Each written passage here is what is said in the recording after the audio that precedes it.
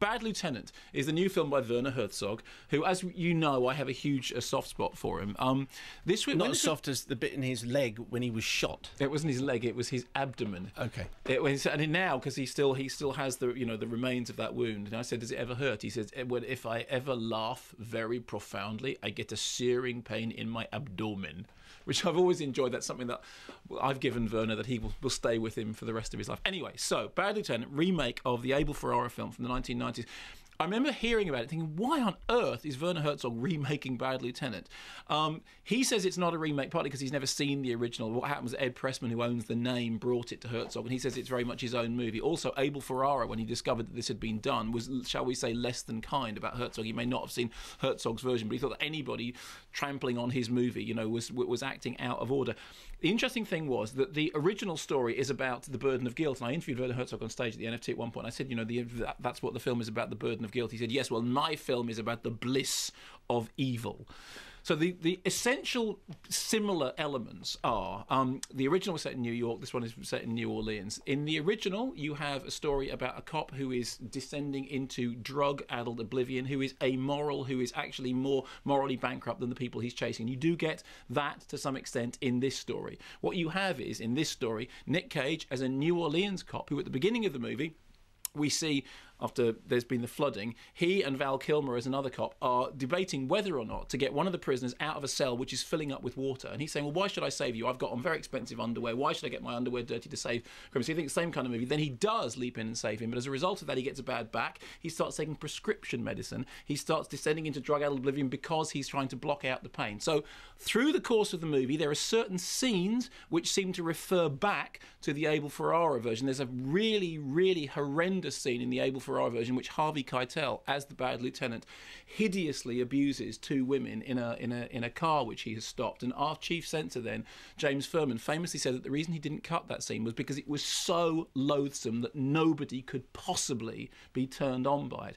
Well, there's a sort of reprise of that scene in this movie, but in a much softer fashion. In fact, what happens is he ends up taking drugs with these people that he stopped and harassed, and it's a man and a woman. So all the really nasty things about the first film have sort of been changed, transmogrified. It's gone to some extent from tragedy to something approaching black comedy. Anyway, here is a clip of Nic Cage in full-on Bad Lieutenant mode. Where's the 15,000? You gonna get it, man. Relax. All that. Did I not do what I said I was going to do? Yo, man. Relax.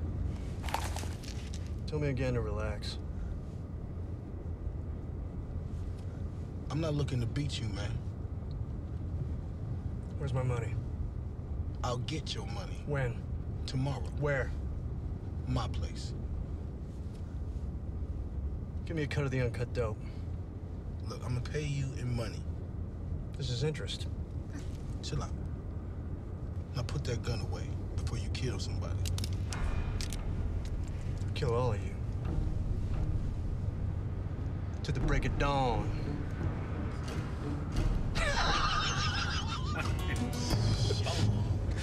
To the break of dawn, baby. And that is increasingly the register of Nic Cage's performance. Now, I think it's true to say, actually, the primary tone of the film is Nic Cage rather than Werner Herzog. So Cage does that kind of crazy Cage performance that he's done before, not like the crazy Cage performance that he does in Leaving Las Vegas, which is very dark, but like the crazy Cage performance that he does in Wild at Heart. You know, the kind of totally over-the-top, let's turn everything up to 11. The Herzog element comes through, strangely, the use of reptiles. I mean, we have here, as we've been waving around, this is the... Silver iguana. Silver iguana. And there's iguanas start turning up with increasing frequency as Nic Cage's character descends into various stages of madness. What we get is these Herzog cutaways shot in video of the iguana's eye view of the action, or the crocodile's eye view of the action. And this is very much the kind of Herzog that we all know and love. And actually Herzog said that what he wanted was more iguanas, more crocodiles, more reptiles. But the film is sort of balanced. There's a little bit of Herzog in there, but it's more Nic Cage. Now, to state the obvious, this is a lot more fun than the Abel Ferrara version. I did like it, I enjoyed it. However, it does definitely have a quality about it, which is that it's a kind of B movie. If it had gone straight to DVD, I wouldn't have been entirely surprised. I mean, bear in mind, Abel Ferrara's version of Body Snatchers went straight to video, and actually I thought that was a very fine film. There is definitely a B movie quality. I'm surprised that it's received quite such critical plaudits. It's already out on DVD in America. Over here, however, the British critics seem to have reacted very well to it. The key thing to acknowledge, however, is that there is a fundamental difference between the Ferrara version and this version. As I said, this version is much lighter, much more darkly comic, whereas the Ferrara version is tragic. But the Ferrara version, for all its really edgy material, is a Catholic redemption tale, which is steeped in religion, which is steeped in metaphysics. The central thing about it is that Harvey Keitel is this corrupt cop who is investigating the rape of a nun, and the nun has already forgiven her attackers. He, during the course of the movie, is trying to pay escalating gambling debts and trying to find the people that committed this crime.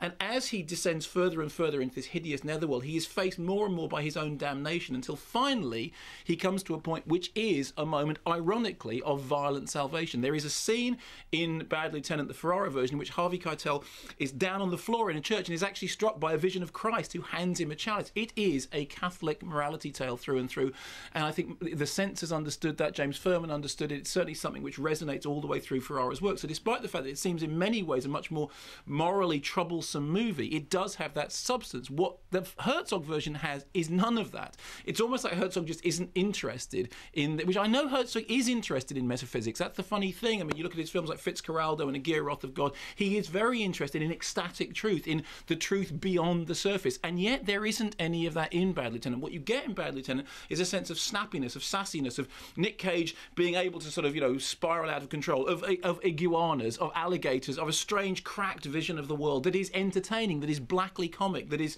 broadly speaking, I have to say, parodic, but doesn't have the kind of depth that we've seen from Herzog in the past. Now, it's an entertaining movie, and I'm happy for anybody to go and see any Herzog film, but the fact of the matter is, it is, in the end, an incidental Herzog work. It is not a substantial and important, a crucial and a significant Herzog film. It is a Nic Cage film which has some peculiar relationship to a very significant Abel Ferrara film, which is torturous to watch and really problematic and troublesome, and Ferrara himself is really hard to deal with, and Herzog is so lovely and wonderful to deal with, but it is, in the end, whimsical and flimsy. You'll enjoy it, but it ain't going to change the world.